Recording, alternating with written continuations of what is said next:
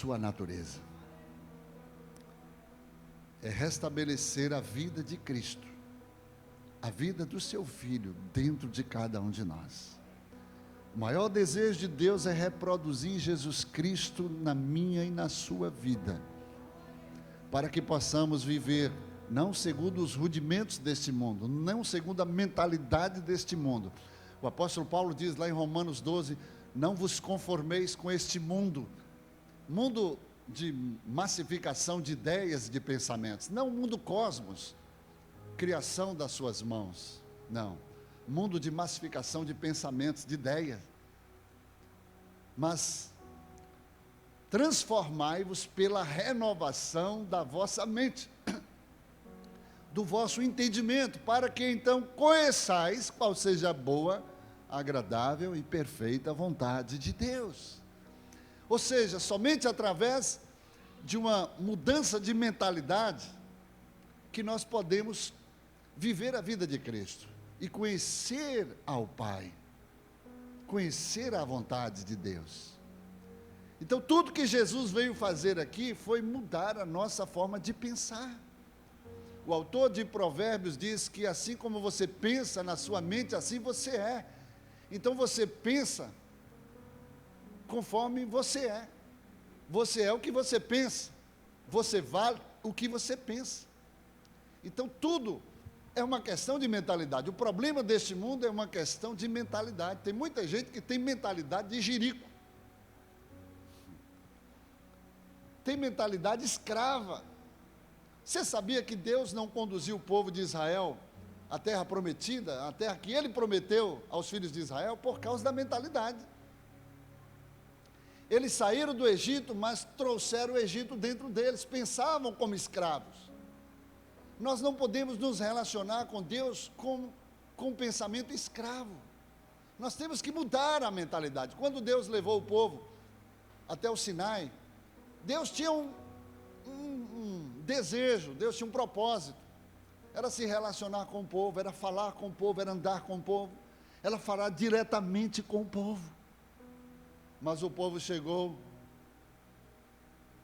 o próprio Deus falou para Moisés, prepara o povo, manda eles se lavarem, se aprontarem, se prepararem, porque vão a chegar diante da minha presença, e eu estarei esperando lá no Sinai, e eu vou descer. Olha só, Deus vai descer para falar com o povo. Mas o povo chegou para Moisés e falou assim: olha, Moisés, nós não estamos prontos para falar com Deus. Nós queremos constituir você para ser o nosso porta-voz. Você vai falar com Deus, Deus vai falar contigo e você fala conosco. É por isso que, desde aquela época, se constituiu sempre um mediador. Hoje, pela ignorância dessa mentalidade tacanha, as pessoas, para falar com Deus, vai a São José, São João, São Pedro, né? A Maria, a São Judas Tadeu, a não sei quem das quantas lá, para poder falar com Deus, enquanto Deus abriu o caminho através do seu Filho. E disse, somente através do Filho você hoje pode falar com o Pai, pode se relacionar com o Pai, porque Ele tornou-se homem. Ele veio a este mundo como um homem, para se identificar com o homem, se rebaixou ao nível do homem, para entender o homem, para revelar Deus ao homem, aleluia. E como homem, Ele levou os homens a Deus, mas como Deus, Ele trouxe Deus aos homens, aleluia. Ele se fez homem, aleluia, para mudar a mente do homem. Paulo diz, não vos conformeis, não vos amoldeis, não entre numa modelagem humana, do mundo, deste mundo, não vos amoldeis a este mundo, ao padrão deste mundo, a mentalidade deste mundo, mas transformai-vos, através de uma mente renovada, renovação da vossa mente. E a única forma de você renovar a sua mente é através da palavra de Deus. Palavra de Deus ela está sempre disponível para alterar, para mudar, transformar, restaurar, renovar, modificar, aleluia, alinhar a sua mente com a mente de Cristo. O caminho do justo é como a luz da aurora que vai, a cada dia, vai crescendo, mais e mais, vai brilhando mais e mais, aleluia, até se tornar dia perfeito. Esse é o padrão de Cristo para a tua vida, o padrão que Deus estabeleceu, que você tenha a mente de Cristo, que você pense como Cristo pensou, que você possa viver como Cristo viveu. Por isso ele disse: as obras que eu fiz, vós as farás, e ainda podem fazer maiores, porque ele foi homem, ele é o padrão para você, ele é o exemplo para você, é a referência para você, é o modelo para você, é o exemplo para você. Então, assim como ele viveu, você pode viver, assim como ele falou, você pode falar, assim como ele operou aqui com sinais, prodígios e maravilhas, você pode também fazer, porque como homem ele foi sujeito ao pecado, ao diabo, ele esteve aqui vulnerável, assim como você também é. Se o diabo soubesse que ele não podia pecar, o diabo não ia perder tempo. Se o diabo soubesse que ele não poderia atingir a mente de Jesus, ele não poderia perder tempo. Você vê lá no deserto, Jesus estava 40 dias com fome, em jejum, com fome.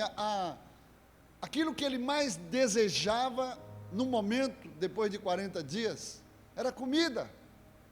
E o diabo vem nas nossas fraquezas. O diabo conhece onde ele pode entrar na nossa vida para tentar nos derribar. Ele sabe qual é o seu ponto fraco. Ele sabe no momento da sua maior necessidade onde ele vai agir na tua vida. Mas é necessário agora ter uma mente equilibrada, para você, no momento da sua maior vulnerabilidade, da maior fragilidade, você permanecer firme. É por causa da mente. Aleluia. E Jesus então, olha só, Jesus ouviu da boca do Pai, diante de muitas testemunhas. Deus falou audivelmente, onde todos ouviram a voz de Deus, audivelmente lá no Jordão: eis aí o meu filho amado, em quem a minha alma tem prazer, a ele ouvi. E aí o diabo chega no deserto, logo depois do Jordão, quando o Espírito Santo o impeliu ao deserto, para ser tentado pelo diabo, provado por Deus. E aí o diabo chega, pega a palavra que Deus falou, e diz assim: você tem certeza que você é filho de Deus?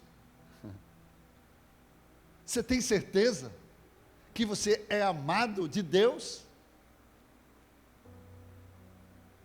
Por que Deus não veio te dar comida? Por que Ele não sacia a tua fome? Você está aqui 40 dias padecendo, com fome? Então me prova que tu és filho de Deus, que Deus é o teu Pai. Transforma essas pedras em pães. A pergunta é: Deus podia transformar as pedras em pães, sim ou não? Sim. Mas Jesus podia? Não. Porque Jesus, ele tinha que viver a sua humanidade.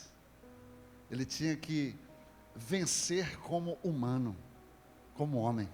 Ele tinha que vencer o diabo, era como homem, não era como Deus. Isso significa que você pode vencer o diabo como homem. Como, pastor? Não é chamando ele para briga, não. Não é desafiando ele, não. Você pode vencer o diabo com a palavra, da forma como Jesus venceu, com a palavra de Deus.